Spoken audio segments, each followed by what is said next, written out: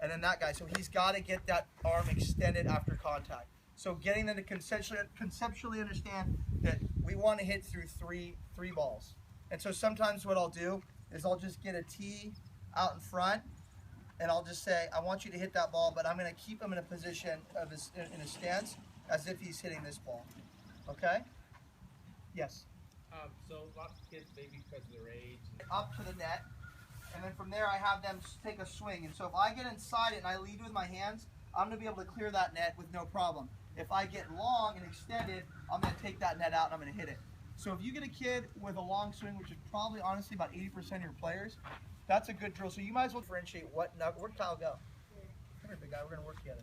I think it's important that they understand what knuckles they're talking about, because I know as a kid, I would get confused because I have knuckles right here and I have knuckles right here. I had an 8-year-old tell me I lined up my knuckles. I was like, that's brilliant. So I've been using that ever since I met that kid. So line up that. So if my hand's a door and Kyle's gonna knock on the door, he's gonna knock with these knuckles right here. So the bat's gonna sit right on the base of my fingers, right where my wedding ring is sitting, and I'm gonna wrap it around. I'm gonna wrap it around, and I want to tell you why. Again, the why is important to me. Why we do that is when I go to hit, what I see a lot of kids do is they roll that top hand up. So now they've got what I call a hammer grip. So then when they get to contact, their palm is facing the pitcher, which isn't good. And then after they get to contact, they just roll over. Okay, you see a lot of kids do this. If I get my hands in the proper position, when I go to hit, I've got my palm facing up, this palm's facing down, and then I'm finishing through the ball, which I'm going to talk about in a second. That's really important when it comes to hitting. But you can't do that if you don't get your hands in the right position. I'm not a very good golfer, but I have had a couple golf lessons. The first thing they talked about was my grip. So I think it's important for baseball too. I think it's really, really important. Second thing is, Kyle, go ahead and grab that bat. I do this. We've done a couple of things together, right? Okay, so go ahead and get your stance, so you better not mess this up. Okay, so if he's looking at the pitcher, okay, and I try to go take this bat out of his hand, he's got a death grip on here, okay? Go ahead and relax. Remember, I want to be able to take this bat right out of your hands. You should just slip right out. Relax. Okay, so then I'll tell them, okay, do it to me. Now go ahead and try to take the bat out of my hand. And it should be that simple. And then the game, I always play with them just so they kind of, to really hammer home the point. Analogies are great, by the way. Analogies and external cueing.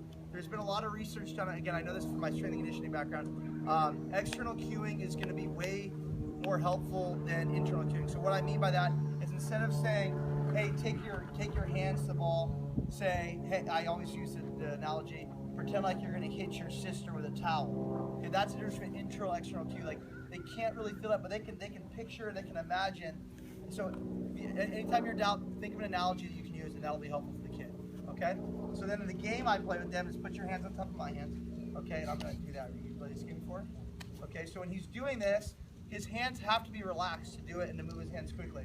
Then I'll let him take a shot at me, and they never get me. They never get me. Okay? So that's a game, and so it's like, okay, so my hands have to be relaxed. Okay? So that's the first thing. Line up the knuckles, keep the hands nice and relaxed. Second thing, any questions there? Second thing, go ahead and grab that. Kev, you have a ball? Yeah. Is I want these kids, you have 3 of them. You can get 2 more? Thanks. Thank you.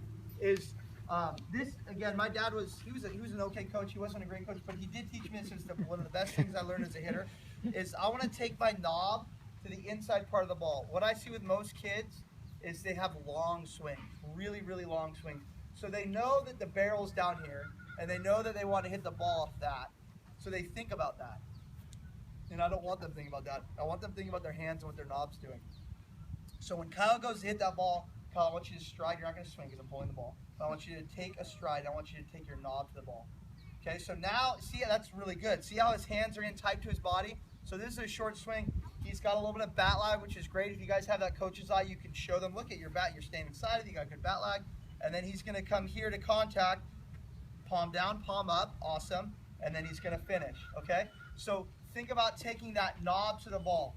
And if you see them getting extended long, like go ahead and do that again. If this lead elbow gets extended, that's long. Okay, he's not taking his knob to the inside part of the ball. I actually heard John Kruk say something on Baseball Night. It was like 2 years ago. Because we're always taught, hit the inside part of the ball, hit the inside part of the ball. He said, what did he say? Your hands are always going to be inside of the ball. Even when you come around the ball, even when he comes around the ball, technically his hands are still inside the ball. So what you want to think about is not just taking your hands in some, but really hitting the inside part of the ball with your bat. You see the difference between that and that? That's huge. This is a ground ball to shortstop that he didn't hit very good. That is a line drive in the gap for a double. So getting his barrel to the inside part of the ball is what we're trying to do. But it starts with the hands. We got to get the hands inside the ball. So think about the analogy I talked about. I did. I had 2 older brothers and a younger sister, and when we were really little, when we'd get out of the shower, we'd take our towels and we would try to whip each other with it. But if you think about that concept for a second, it makes sense. If I'm going to try to hit Kyle in the chest with my towel, I'm not going to think about taking that limp part, the end of my towel, to his chest. I'm going to take my hand to his chest, and then the towel's going to whip through. Okay? Hitting's the exact same. It's no different. All right? Third thing, actually, maybe you guys a couple. I feel like the drills are important. I wouldn't necessarily recommend doing on a fence, but if you guys get byproduct of you getting your hips into your swing, it's not you rotating your foot is what's creating the hip. So it's kind of everyone's got it backwards. But if you don't have a kid rotating, then that could work. That's the time I do. Anything else? Let me show you a drill for that really fast. I'll just do one of these and see what happens. And I don't even just say anything. The kid will do it and he'll go, like he knows right away, like I got too heavy. But if I'm going to teach a little kid how to hit, I would teach a small step. But the biggest thing is that when we step, we don't let our weight shift forward. We stay back, and then when we're ready to hit, we rotate that back foot, that back hip, and then our weight transfers. But I would keep it small. What happens when we get big is we get heavy, and our head starts to shift with us, just kind of like what he was talking about with pitching. One last drill. So what I'll do is I'll put a ball in a tee. Will you hold that right there, Kyle, for me? Just hold that ball right there. I'll have them put their bat. This is if the kid isn't rotating at all. If the kid's not rotating at all, it's like, okay, we need to just cut out the upper extremity and just focus on lower extremity. And I'll put the ball in the tee. I'll put the tee really close to him. And I'll just have them rotate and literally knock the ball off the tee. So it's only going to dribble to about right there. But they're going to get that concept of, okay, I got to get that rotation through. Okay? Any questions? That's good. All right.